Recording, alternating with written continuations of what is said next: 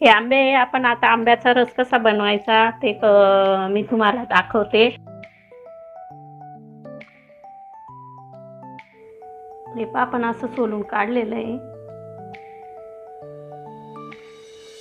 त्याची साल बाजूला ठेवायचे। अशा प्रकारे आंबा आपण सोलून घेतलेला आहे। आता आपण ही एक गाळणी घेतली आहे, यात आपल्याकडे जी बी गाळणी अवेलेबल असेल ती गाळणी घ्यायची आहे आणि एक खाली ताट घ्यायचा आहे। त्या गाळणीवर अशा प्रकारे आंबा घसडायचा आहे।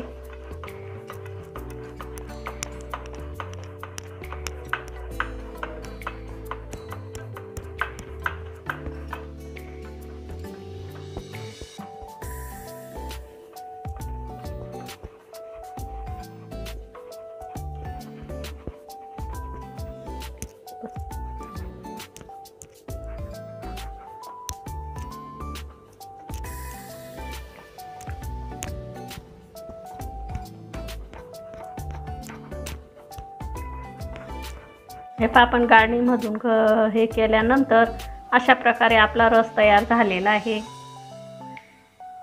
मिक्सर नसला तरी आपण चांगल्या प्रकारे रस घरच्या घरी बनवू शकतो।